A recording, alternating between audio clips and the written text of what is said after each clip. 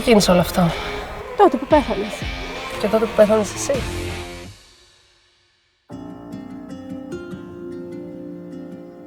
Σήμερα συναντάμε δύο ανθρώπους που βρίσκονται σε λίστα μεταμόσχευσης. Που περιμένουν το τηλέφωνο να χτυπήσει και να τους πούν ότι βρέθηκε ένα μόσχευμα για αυτούς. Που περιμένουν να ζήσουν και να μην πεθάνουν.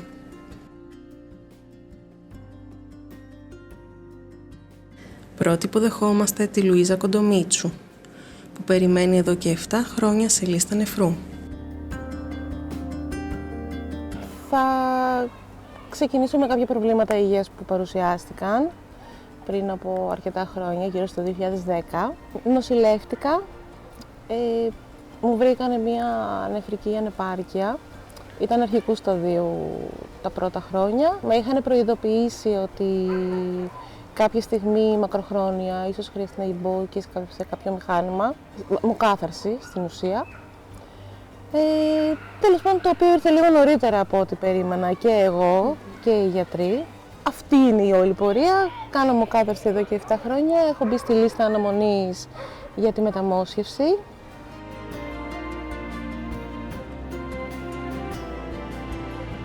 Η πρώτη διάγνωση της νευρικής ανεπάρκειας χτυπάει κατά κούτελα. Πολλές απορίες. Είναι κληρονομικό, είναι κάτι που αποκτήθηκε, το αν θα μπορείς να κάνεις παιδιά.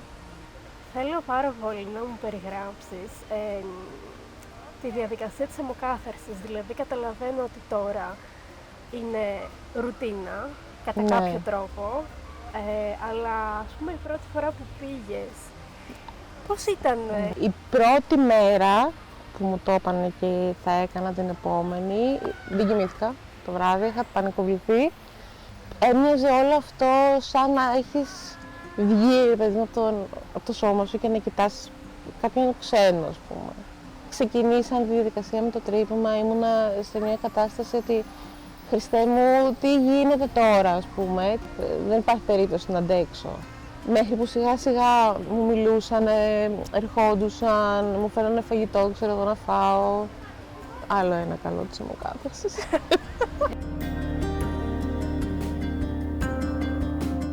Το επόμενο ξεχωριστό πλάσμα που συζητάμε μαζί είναι ο Μιχάλης Μαζαράκας, που περιμένει μία νέα καρδιά. Δώσε ένα τίτλο στην ιστορία σου. Ένα τίτλο στην ιστορία, μάλιστα. Αναμένοντας την καρδιά. Γιατί αυτή που έχεις τώρα? Γιατί αυτό που έχω τώρα δεν είναι και ιδιαίτερα καλή. Ευτυχώς λόγω της τεχνητής καρδιάς που έχω, μπορώ και επιβιώνω και κάνω την καθημερινότητά μου να υπάρχει ζωντανή. Ζεις με τεχνητή καρδιά. Ναι. Τι είναι αυτό? Είναι αυτό το συγκεκριμένο βαλτσάκι που έχω εδώ πέρα. Μάλιστα. Το οποίο με κάνει και μπορώ και είμαι λειτουργικός. Είμαι καθημερινός όπως και εσείς. Μπορώ κάνω τα πάντα, χωρίς περιορισμούς, χωρίς τίποτα. Ναι, αλλά πώς λειτουργεί? Δηλαδή απλά φοράς ένα βαλιτσάκι από το σπίτι, τυχαίο? Αυτό το βαλιτσάκι είναι 24 ώρες, 24 ώρες πάνω μου. Είναι μια αντλία η οποία είναι μέσα στην καρδιά μου, την οποία μπορεί και ματώνει τα υπόλοιπα όργανα, γιατί η δικιά μου καρδιά δεν μπορούσε και μπορεί και με κάνει και ζω, να υπάρχω. Ουσιαστικά υπάρχει καρδιά μέσα, Υπάρχει, απλά δεν λειτουργεί. Είναι κανονικά η δική μου καρδιά, ναι. Απλά δεν λειτουργεί, Απλώς οπότε... δουλεύει τεχνητά. Πότε το ανακάλυψες όλο αυτό, πότε ξεκίνησε όλο αυτό, ποια είναι η ιστορία? Λοιπόν, το 2016 το ανακάλυψα πάνω στη δουλειά μου, ήμουν ελεύθερος επαγγελματίας και ξαφνικά είχα τα σημάδια μου πράγματα και πήγα στο νοσοκομείο. Εκεί πέρα διαπιστώθηκε σιγά σιγά με τον καιρό ότι έχω ένα πρόβλημα με την καρδιά μου. Σιγά σιγά με την πάροδο του χρόνου όμως, αυτό χειροτέρεψε. Νοσοκομεία, νοσηλείες και τα σχετικά. Κανονικά συνέχεια. Έκανα πάρα πολλές αριθμίες. Ο απεινιδωτής που είχα και έχω βάραγε σύστολα, ασταμάτητα, δηλαδή συνέχεια. Πότε βαραίνεις απεινιδωτής? Όταν κάνεις αριθμία, όταν καταλαβαίνει ότι πάει να κάνεις ανακοπή. Αριθμία, ανακοπή. Έχω κάνει και αριθμίες και ανακοπές.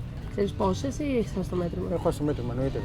Πώς είναι το αίσθημα, τι νιώθεις? Πώς είναι το αίσθημα ότι σε χτυπάνε με ένα τσεκούρι στο κεφάλι. Πότε μπήκε η τεχνητή καρδιά? Αρχές Ιουλίου του 2021. Γιατί μπήκε, γιατί τότε? Γιατί έφτασα στο τελικό στάδιο. Και από τότε που έβαλα το βαλιτσάκι, στην αρχή εντάξει, μέχρι μετά από ένα τέτοιο χειρουργείο, μέχρι να έρθω στα ίσια μου, μέχρι να μπορέσω να κάνω το οτιδήποτε, εντάξει. Πέρασε καιρός, δεν ήταν απλό το πράγμα. Και σήμερα βρίσκομαι εδώ που βρίσκομαι δυνατός, δυναμικός για το οτιδήποτε.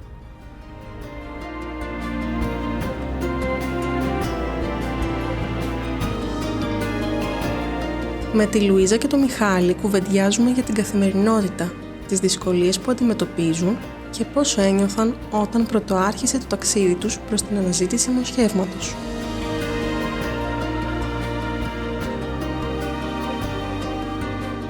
Πες μας για την αιμοκάθαρση. Τι ακριβώς είναι, ποια είναι η διαδικασία, πόσο συχνά γίνεται, τι γίνεται. Η αιμοκάθαρση είναι η διαδικασία που στην ουσία κρατάει στη ζωή πάρα πολλούς ανθρώπους. Ακούγεται πολύ περίεργο και τρομακτικό και ίσως είναι. Και εγώ όταν μου είπαν ότι ξέρεις τι, πρέπει να γίνει μια επέμβαση στο χέρι σου ώστε να μπορείς να μπεις στο μηχάνημα με έναν ασφαλέστερο τρόπο και να ξεκινήσουμε, γιατί τα νεφρά πλέον δεν υποστηρίζουν.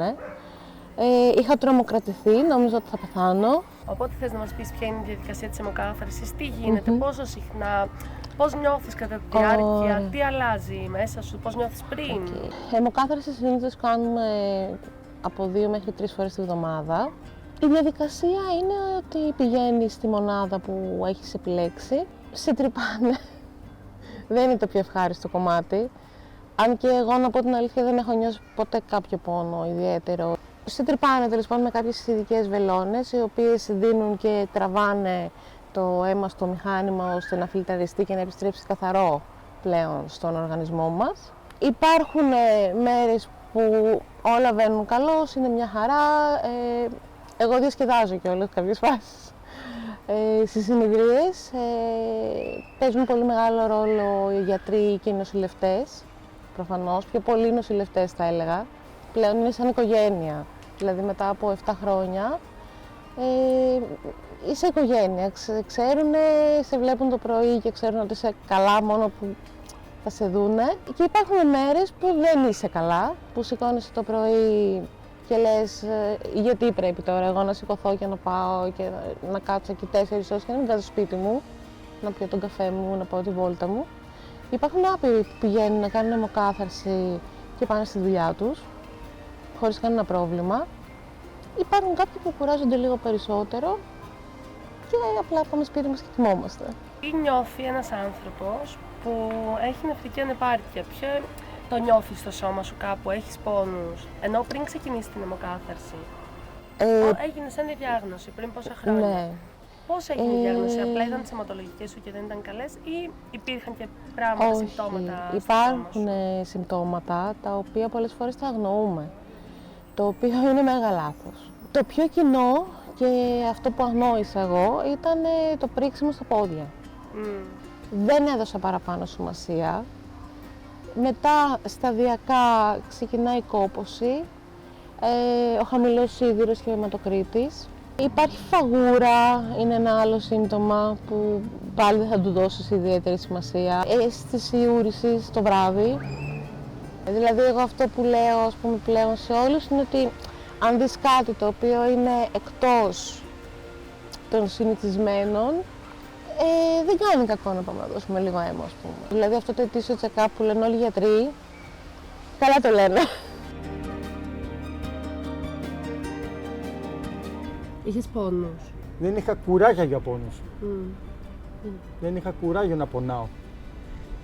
Τέτοια φάση. Άπειρη αδυναμία. Άπειρη, ναι, εννοείται. Αυτή τη στιγμή παίρνεις και φαρμακευτική αγωγή, όχι? Εννοείται. Υπάρχει κάποια συγκεκριμένη φαρμακευτική αγωγή που παίρνεις συνδυαστικά με το βαλιτσάκι ώστε να υποστηρίζει την κατάσταση? Πιστεύω ότι είναι τα αντιπικτικά που παίρνουμε πιο πολύ, ώστε για να μην κάνει θρόμβο η αντλία που έχουμε μέσα μας και μας δημιουργήσει πρόβλημα. Αλλά σε γενικές γραμμές παίρνω τα φάρμακα που είναι για την καρδιά και ό,τι περί τριγύρω υπάρχει.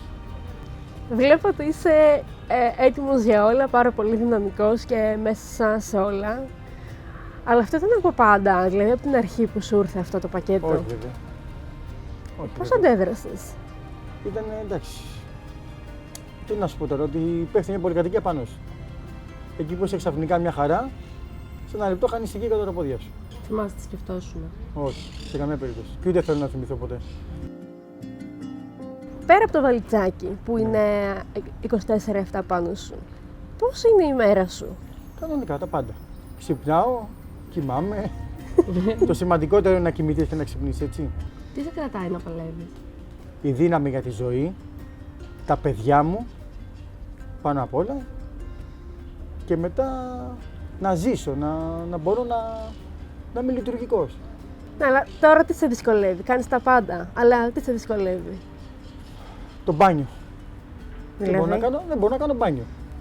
Κάνω τοπικά μπάνιο. Δεν μπορώ να μπορώ να πάρω στη θάλασσα, ένα απλό παράδειγμα. Όποιο και να ρωτήσει, δηλαδή, το πρώτο πράγμα που θέλει να κάνει είναι αυτό. Να βουτήξει στη θάλασσα. Βέβαια, εννοείται. Ή να κάνει ένα απλό μπάνιο σπίτι του. Εννοείται. Ενώ χωρίς να σκεφτεί κάτι. Εννοείται. Εσύ δυσκολευόσουν πολύ όταν ήσουν στη λίστα με τον μπάνιο? Ναι, ρε φουλ, αλλά εγώ έκανα. Αυτή ήταν η διαφορά. Δεν μπορώ να κάνω. Αλλά ήταν Γιατί άθλος. από την κοιλιά έχω τρύπα που βγαίνει καλώδιο. Θέλει καθημερινή αλλαγή περιποίηση κτλ. Δεν είναι. Ένα μικρό έβιο να πάρει, τελείωσε. Σου παίρνει χρόνο. Δεν παίρνει χρόνο. Δεν είναι ψυχοφθόρο πλέον. Σαν χώνει. Όχι, με έχει κουράσει. Τώρα τι σκέψεις κάνεις? Τις προηγούμενες δεν θες καν να τις σκεφτείς, αλλά τώρα. Δεν κάνω σκέψεις. Περιμένω το αύριο. Περιμένω να χτυπήσει ένα τηλέφωνο. Φοβάσαι? Να σου πω κάτι. Όλοι φοβόμαστε. Και εσύ φοβόσουν που το κάνεις. Και εσύ φοβόσουν. Δεν είναι. Λες, δεν φοβάμαι, θα πάω δυναμικά. Για κατέβα το καροτσάκι να μπεις μέσα στο χειρουργείο.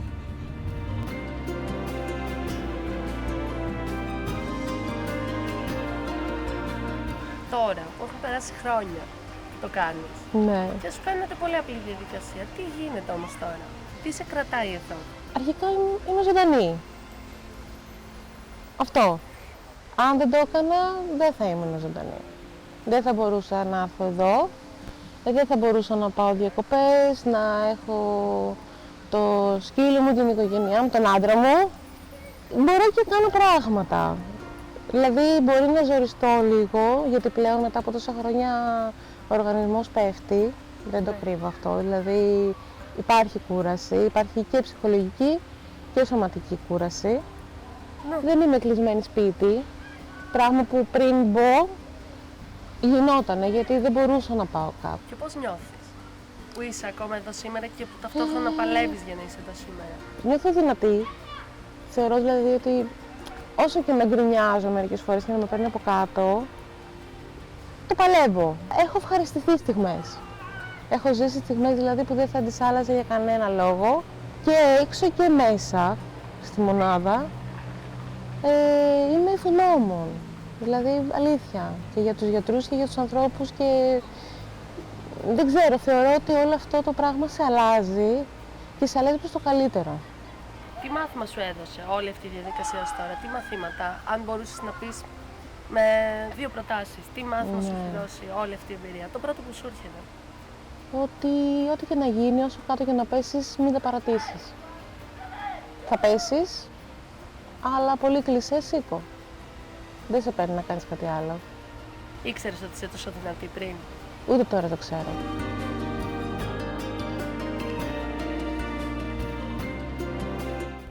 Μου άρεσε πάρα πολύ αυτό που είπες για το δίκτυο ασφαλείας. Γιατί και εγώ θεωρώ ότι οι φίλοι και οι συγγενείς και γενικά οποιοδήποτε άνθρωπος μας στηρίζει σε αυτή τη φάση, γενικά στη ζωή μας, αλλά ειδικά σε αυτή τη φάση που το έχουμε λίγο περισσότερο ανάγκη, είναι θησαυρός. Ισχύει. Πώς νιώθεις για αυτούς τους ανθρώπους σου? Υπέροχα. Υπέροχα. Από τους πολύ κοντινούς μας που έχουμε βρεθεί να μιλάμε τελείωτες ώρες, 3 η ώρα το βράδυ. Ο κολλητός μου ερχόταν με λουλούδια, δώρα. Το να μιλήσει κάποιος ειλικρινά και να πει ακριβώς αυτά που νιώθει, χωρίς να κρατήσει κάτι πίσω, θεωρώ ότι είναι το καλύτερο που μπορεί να κάνει. Για να μπορέσει κι άλλος να καταλάβει, γιατί όταν δεν το ζεις και δεν το ζεις από κοντά, δεν θα καταλάβεις. Δεν θα καταλάβεις τις κρίσεις πανικού του, τους φόβους του, δεν θα καταλάβεις τίποτα από τη συμπεριφορά. Γιατί αλλάζει η συμπεριφορά. Οι φίλοι και το κοντινό περιβάλλον είναι το α και το ω σε όλο αυτό. Έχεις όνειρα που θες να πραγματοποιήσεις? Θέλω να ταξιδέψω. Πού? Ξέχνιαστα. Ενώ χωρίς να έχω να σκεφτώ πού πρέπει να κάνω αιμοκάθαρση και τι θα γίνει και τι θα κάνω. Αλλά δεν ξέρω αν έχω κάτι άλλο σαν. Δεν ξέρω, θέλω απλά να ζήσω με τον άντρα μου λίγο ξέγνιαστα. Χωρίς την αγωνία του να πάω να κάνω κάπου με αιμοκάθαρση, να πρέπει να το σχεδιάζω μήνες πριν. Έχεις φόβους? Φυσικά. Εννοείται. Κάθε Κάθε μέρα. Για την μέρα. καθημερινότητα ή πιο έξτρα? Όχι, όχι, κάθε μέρα. Κάθε μέρα, κάθε φορά που πάω. Κάθε φορά που πάω ότι θα μου πέσει πίεση, ότι χτύπα ξύλο, γίνει κάτι. Και αν συμβεί κάτι στο μηχάνημα, Ναι. τι θα γίνει. Και αν σήμερα είναι η μέρα που κάτι θα πάει Και αν στραβά. είναι η μέρα που θα πάνε όλα στραβά, αν το μόσχευμα καθυστερήσει κι άλλο και πλέον δεν γίνεται να γίνει. Περιμένουμε το μόσχευμα, την σούπερ ανεμελιά. Ναι. Άρα αξίζει όλο αυτό το δύσκολο κομμάτι? Αξίζει, γιατί κερδίζει στιγμές. Δηλαδή δεν είναι ότι κάθεσαι στο σπίτι, σε ένα κρεβάτι, όσο μπορεί και αντέχει και το σώμα και αντιμετωπίζεις τα προβλήματα υγείας που μπορεί να προκληθούν. Ζεις. Ζεις ρε φίλε, οπότε ναι, αξίζει.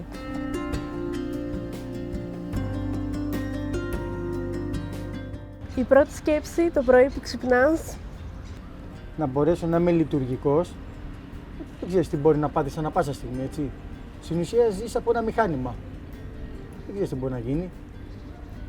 Αυτό το μηχάνημα μπορεί να περάσει αλάρμ. Εκεί πέρα που κάθεσαι, ξαφνικά κάτι να πάθει να βάζει αλάρμ. Πώς λειτουργεί ένα βαλιτσάκι τεχνητής καρδιάς? Πώς τροφοδοτείται, έχεις μπαταρίες? Ναι, ναι, έχω μπαταρίες, τις οποίες κρατάνε περίπου 15 ώρες και τις αλλάζω. Και τις φορτίζω τις άλλες και βάζω τις εφεδρικές. Αν αποσυνδεθεί αυτό και δεν έχει μπαταρία για κάποια ώρα, τι γίνεται? Για ένα χρονικό είναι νομίζω για 15-17 λεπτά, ότι άμα δεν έχει, σταματάει να δουλεύει. Εσύ τι παθαίνεις εκείνη τη στιγμή? Για 17 λεπτά Ναι. είμαι ζωντανός. Για 17 λεπτά. Ναι. Για 18? Δεν ξέρω. Δεν ξέρω τι θα γίνει. Και δεν θέλω να μάθω τι θα γίνει. Κάνεις την επέμβαση. Ναι. Πρώτο πράγμα που θες να κάνεις? Καταρχήν να ξυπνήσω. Να μπορώ να επανέλθω, γιατί θέλει μια διαδικασία τώρα όλο αυτό το πράγμα, έτσι. Να μπορέσω να πάω στο σπίτι μου, να αγκαλιάσω τα παιδιά μου το πρώτο πράγμα. Να είμαι στο σπίτι μου και μετά πιστεύω ότι όλα τα άλλα θα έρθουν από μόνα τους. Έχεις όνειρα? Εννοείται. Ένα όνειρο. Να δω τα παιδιά μου να μεγαλώνουν. Δεν υπάρχει μεγαλύτερο. Με το Μιχάλη μιλάμε και για τις ελλείψεις του συστήματος. Η μεταμόσχευση είναι μια αλυσιδωτή διαδικασία που χρειάζεται να λειτουργήσουν όλοι οι κρίκοι της για να φτάσουμε στο επιθυμητό αποτέλεσμα. Από τον εντοπισμό του πιθανού δότη έως και το επιτυχημένο χειρουργείο, αλλά και την αποκατάσταση του ασθενή. Παράλληλα, η κοινωνία θα πρέπει να υποστηρίξει τη δωρεά οργάνων, σταματώντας την παραπληροφόρηση και τη διαιώνιση του φόβου. Τι πιστεύεις ότι υπάρχει από ελλείψεις στο σύστημά μας που επιβραδύνουν αυτή τη διαδικασία για σένα και για κάθε εσένα? Πιστεύω ότι δεν υπάρχει σωστή ενημέρωση για τον κόσμο. Είμαστε από τις χειρότερες χώρες στις μεταμοσχεύσεις. Όχι αν πετύχουν ή όχι, εννοώ ότι να μπορέσουμε να πάρουμε τα όργανα. Και ο κόσμος φοβάται. Εν τω μεταξύ, σε διάφορες στιγμές βλέπεις και διάφορα site που λένε ότι ενώ ήταν έτοιμοι να δώσουν τα όργανα ξαφνικά ξύπνησε. Και εκεί ο κόσμος εννοείται πως άμα το διαβάσει, ισχύει ή δεν ισχύει, τελείωσε. Φοβάται. Λέει, φοβάται, εννοείται. Και λέει, κι άμα, Ναι. κι άμα ξυπνήσει, τι θα γίνει. Θεωρείς από όψη ιατρική η Ελλάδα έχει τις βάσεις για να κάνει σωστές μεταμοσχεύσεις? Πιστεύω πως ναι. Πιστεύω πως ναι. Δηλαδή, εγώ που βρίσκομαι στο Νάσιο, πιστεύω ότι οι γιατροί είναι και αξιόλογοι και άξιοι. Έχουν πάρα πολλές επιτυχίες πάνω στις μεταμοσχεύσεις. Η γνώμη δική μου είναι αυτή, έτσι. Έχουν πάρα πολλές επιτυχίες. Δηλαδή, σπάνια να ακούσεις ότι κάτι δεν πήγε καλά. Θεωρείς ότι υπάρχουν αρκετές δομές από το σύστημα που δημιουργούν αυτές Όχι, τις δεν καμπάνιες? υπάρχουν. Όχι. Δεν υπάρχουν. Βλέπεις εσύ? Όχι πολύ, γι' αυτό σε ρωτάω. Όχι, Δεν όχι. έχουμε την ίδια οπτική. Όχι, όχι. Δεν υπάρχουν, πιστεύω. Δηλαδή, έχουν βάλει κάποιους συντονιστές τώρα στα νοσοκομεία και έχει λίγο αυξηθεί τώρα αυτό το πράγμα. Είμαστε εδώ λοιπόν, μιλάμε και η ερώτησή μου είναι, αξίζει όλο αυτό? Δεν αξίζει. Αν δεν άξιζε, δεν θα έχεις βάλει ούτε μηχάνημα, ούτε θα έχεις μεταμοσχευτεί εσύ, ούτε τίποτα. Περιμένεις το καλύτερο αύριο. Θα έρθει, πιστεύεις, το μόσχευμα? Αυτό θέλω να πιστεύω. Για να μπορώ να είμαι όρθιος. Γιατί άμα καταλάβω ότι δεν θα έρθει, δυστυχώς θα καταρρεύσω. Και εγώ και οποιοδήποτε άλλος.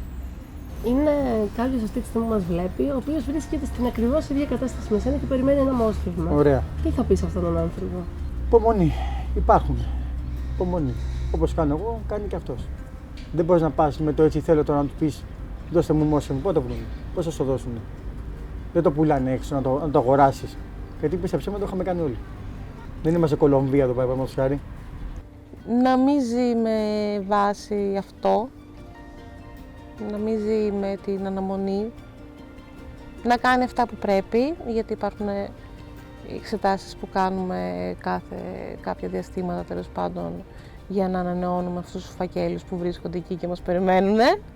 Ρίξε μια ματιά, στείλε ένα μήνυμα στον Εθνικό Οργανισμό Μεταμοσχεύσεων να δεις σε τι κατάσταση βρίσκεσαι, σε ποια σειρά είσαι.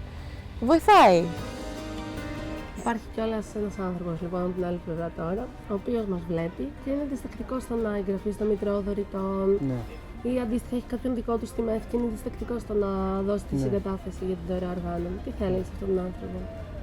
Ότι πρέπει να το σκεφτεί σωστά, πρέπει να μιλήσει με τους γιατρούς, εκείνοι θα το εξηγήσουν πώς έχουν τα πράγματα και αν όντως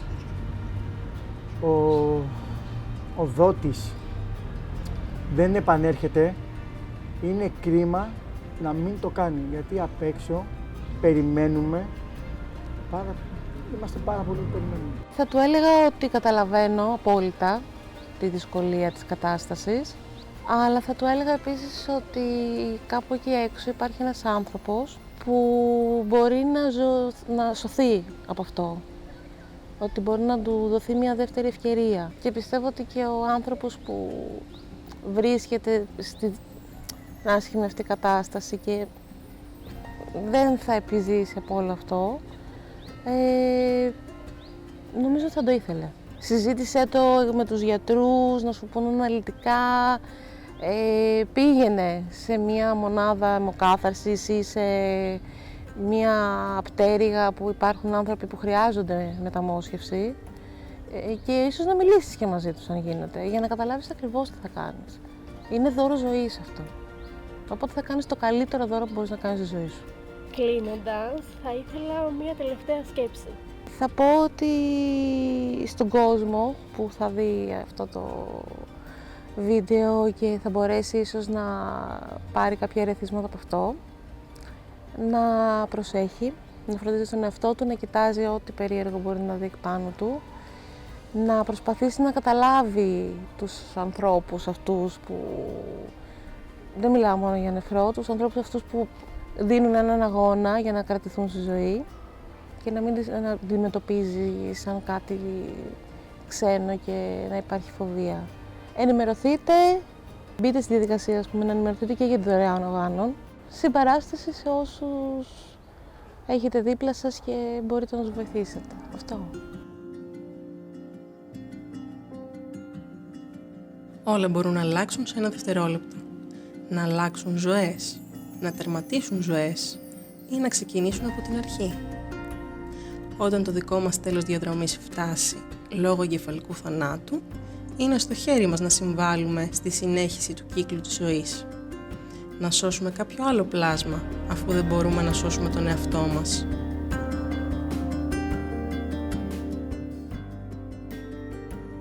Μήπως τελικά η ευτυχία κρύβεται ένα τηλεφώνημα μακριά?